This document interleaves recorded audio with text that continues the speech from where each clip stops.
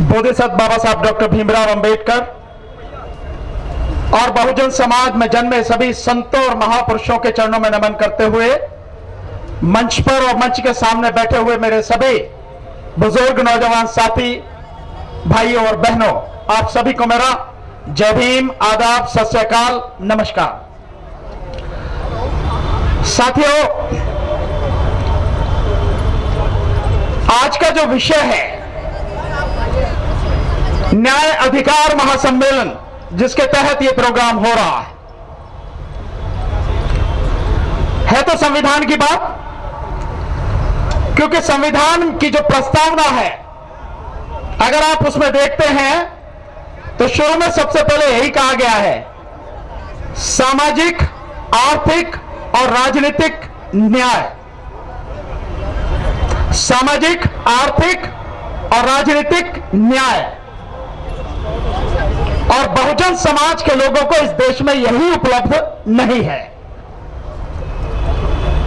और आज जो वर्तमान सरकार है, यह आपके केवल इसी अधिकार को नहीं, आपका कोई भी अधिकार उसे देना नहीं चाहती, आपके हर अधिकार को छीन लेना चाहती है।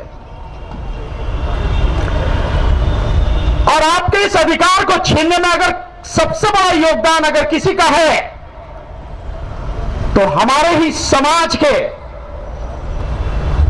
वो राजनीतिज्ञ हैं जो सांसद बनकर, विधायक बनकर लोकसभा, राज्यसभा और विधानसभाओं में बैठे हैं।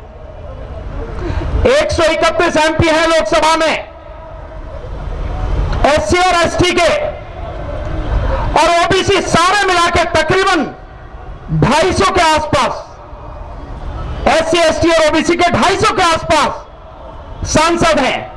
ये जिस दिन चाहे, जिस पल चाहे मोदी घुटनों पर आ जाएगा, उठने की भी हिम्मत नहीं कर सकेगा। लेकिन अगर उस सरकार को बनाए रखने की कोई भी ताकत अगर है तो ये लोग हैं। मैं समझता हूं सरकार से कुछ भी कहने से पहले हमें अपने ये जो तथाकथित एमएलए और एमपी हैं, इनका इलाज पहले करने का प्रोग्राम बनाना पड़ेगा। कोई रहम नहीं किसी पर भी। अगर वो केवल अपने स्वार्थों के लिए संसद में बैठे और समाज का हिस्सा होते हुए भी समाज के लिए कुछ नहीं करते, तो सबसे पहले इनका इलाज करना पड़ेगा। हमारे समाज के असली गद्दार यही लोग हैं। केवल एक नाम लेने की बात नहीं है कि किसी का नाम लो आप, सारे के सारे उसी कैटेगरी में है। सब इनका काम पहले ठीक करना पड़ेगा। आप सब जानते हैं जितने कानून भी पास हुए संसद में, ये लोग उन कानूनों को पास कराने में सरकार के साथ खड़े थे। आर्थिक आधार पर संविधान के विरुद्ध जो 10% आरक्षण हुआ था, उसमें भी इन सब लोगों ने वोट दी थी। तो हमारे लिए दूसरा जो है समझते हैं, लेकिन उससे पहले हमारे लिए सबसे बड़ी जिम्मेदारी है, जो हमारे ही समाज का कोर है, इस कोर को खत्म करना है। इन गद्दारों को इनकी असली हैसियत दिखा के दफन करना है पहले। अगर आप ये नहीं कर सकते और कहेंगे कि कोई मेरा चाचा है, मेरा ताऊ है, मेरा भाई है, मेरी बिरादरी का है, मेरे इसके होने से मुझे ये मिल जाता है, इसके होने से ये लाभ मिलता है, आप कुछ नहीं कर पाएंगे, कुछ भी नहीं। आपको ध्यान है जिस समय पुणे पैक्ट के बाद में 1935 के जो कानून बना, उसके बाद जो चुनाव हुए, और उस चुनाव में जिस तरह से कांग्रेस पार्टी में अपने ही समाज के लोग बड़ी संख्या में जीत कर आए थे, और उसके बाद जो उन्होंने काम किया कि जिस पार्टी के थे उसके बंधुआ मजदूर बन के ही वो रह गए, तभी बाबा साहब ने कहा था कि बेशक ये मेरे समाज के लोग हैं, लेकिन समाज के नहीं है, ये किसी काम के नहीं है।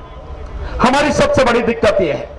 दूसरी बात साथियों, आपके जितने भी मुद्दे हैं, ये प्रोग्राम जो भी साथी ऑर्गेनाइज कर रहे हैं, उन्होंने जितने भी मुद्दे रखे हैं, हकीकत में वो मुद्दे हम सबके जुड़े हुए मुद्दे हैं।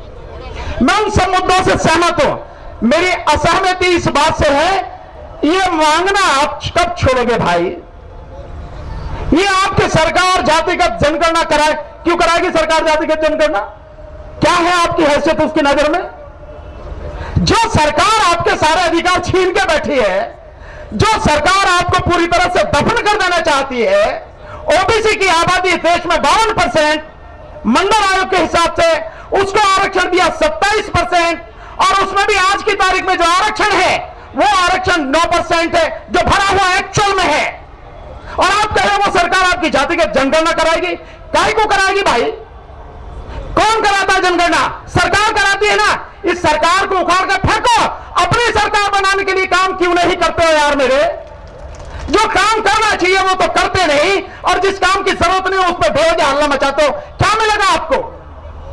कोई आपको देने वाला नहीं है। आप समझ रहे हैं, जब हिंदू राष्ट्र की बात हो रही है और उसके लिए वो लगातार काम कर रहे हैं, विपक्ष को पूरी तरह से तबाह किया जा रहा है, हर आदमी के अधिकार छीने जा रहे हैं। आपका रिजर्वेशन बिना किसी कानून के उन्होंने खत्म कर दिया, और सुप्रीम कोर्ट भी उनके साथ में कंधे से कंधा मिलाकर खड़ी है।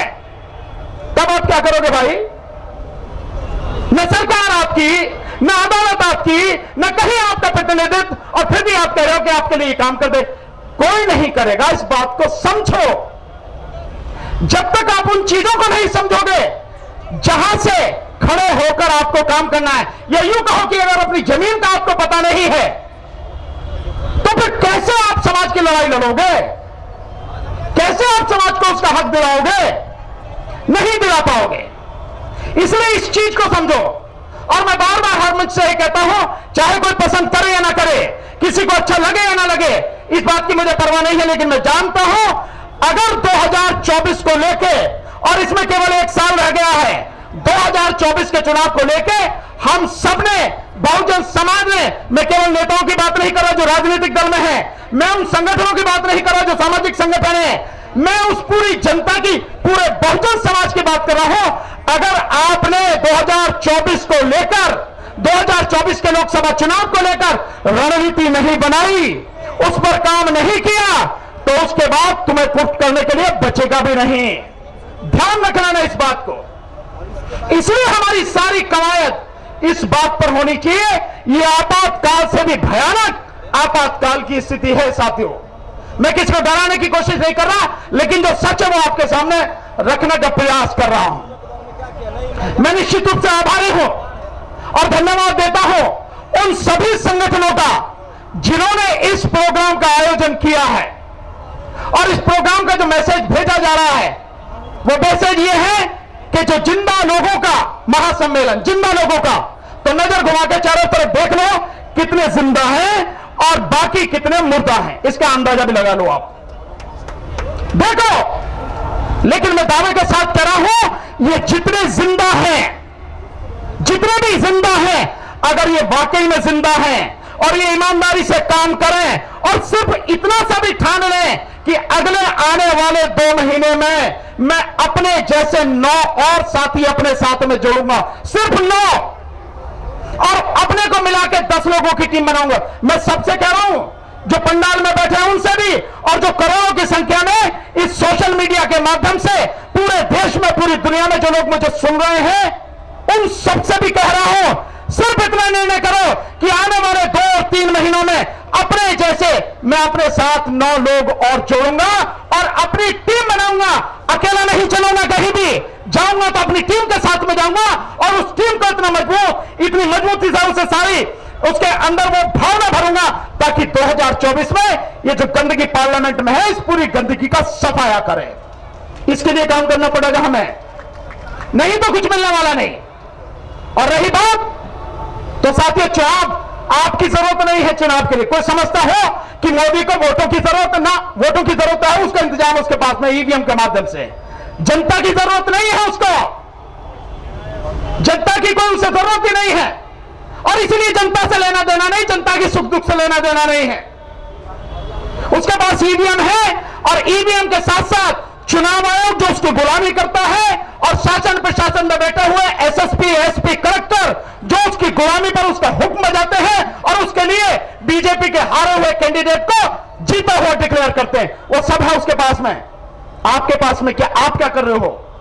आपको करने की जरूरत है, आपको समझने की जरूरत है। ये चाहे फौज भी लगा दी जाए, उस सब के बावजूद भी तुम्हारी वोट तुमने जिस कैंडिडेट को दी है, जिस पार्टी को दी है, 2024 के चुनाव में उसी के खाते में गिनी जाए, इसका इंतजाम भी आप ही को करना है। कोई और करेगा उस भरोसे मत रहना, अगर रहोगे सब कुछ लुट जाएगा। समय कम है और भी साथियों को बोलना है, और मैं तो आपके सामने बोलता ही रहता हूं और केवल बोल नहीं रहा, हम जमीन पर काम कर रहे हैं। आजकल में हमने दिल्ली को टारगेट किया इस मंच से। मैं साथियों से अनुमति लेते हुए दिल्ली में जो लोग रहते हैं उनसे निवेदन कर रहा हूं, जो भी इस बात को सुन रहे हो, और दिल्ली के बाहर भी जो लोग हो उनसे भी ये निवेदन कर रहा हूं, हम लोग दिल्ली में काम कर रहे हैं और दिल्ली में 2024 को लेकर लगातार कोर्ट करने के बाद में 4 बजे निकल जाते हैं घर से और जमीन पर काम करते हैं, गली गली मोहल्ले मोहल्ले जाके उसी तरह से काम करें। तब कह रहे हैं आपसे, केवल हवा में नहीं। तो सारे लोग आइए हमारे साथ, कदम से कदम मिलाकर चलिए हमारे साथ, और जो दिल्ली से बाहर के लोग हैं, उनके जो रिश्तेदार हैं, उनके दोस्त हैं, जानने पहचानने वाले हैं, सबको कहिए मेरे से संपर्क करें, ताकि कम से कम दिल्ली से इस गंदगी का सफाया हम लोग कर सके। यही काम हमें करना पड़ेगा साथियों। लड़ाई हमारी बहुत बड़ी है, पर मैं मानता हूं दूसरे की तरफ उंगली उठाने से पहले देखिए मेरे हाथ को, अगर मैं आपकी तरफ उंगली उठा रहा हूं तो ये 3 उंगलियां मेरी तरफ हैं। इसका मतलब दूसरे पर उंगली उठाने से पहले 3 गुना काम मुझे अपने अंदर करना पड़ेगा, और ये काम मानव साहब काशीराम जी ने किया। उसके बाद हम आज तक यहां तक पहुंचे। और एक निवेदन, सिर्फ एक छोटी सी सलाह, जो भी साथी हैं जिन्होंने प्रोग्राम किया है, आज के बाद जब तक दिल्ली को पूरी तरह से जाम ना कर दो, सील ना कर दो, उस स्थिति में ना पहुंच जाओ, मेरी सलाह है, मानो ना मानो आपकी बात, दिल्ली में कोई प्रोग्राम मत करना। ऐसा प्रोग्राम तो करना, लेकिन कॉर्नर मीटिंग करो। जो खास खास लोग हैं उनको बुलाकर किसी ऐसी जगह पे वहां बैठकर रणनीति बनाओ, उनके कंधे पर जिम्मेदारी दो, आपको यह काम करना है। ये लोकसभा आपको संभालनी, ये विधानसभा आपको संभालनी है, ये मोहल्ला संभालना है, ये गांव संभालना है, ये शहर संभालना है, ये तहसील आपको देखनी है, ये ब्लॉक आपको देखना है। जिम्मेदारी दो साथियों, हम तैयार हैं इस बात के लिए। जो भी जिम्मेदारी हमारे कंधों पर सौंपी जाएगी, पूरी ईमानदारी से, पूरी निष्ठा से, पूरी ताकत से निभाएंगे और आपको पूरी तरह से उसे सफल करके दिखाएंगे साथियों। ये काम करो, और जब हम इस बात से सहमत हो जाएं कि अब जब हम कॉल देंगे तो पूरी दिल्ली जाम हो जाएगी, सील हो जाएगी, प्रधानमंत्री भी कहीं आना जा सके, ऐसा हम सील करने की स्थिति में हो, तब ये प्रोग्राम करना। वो अकेला एक प्रोग्राम इन सब की चूल्हे हिला देगा। बहुत बहुत शुक्रिया, मेरा टाइम खत्म हो गया। धन्यवाद। नमो बुद्धाय, जय भीम।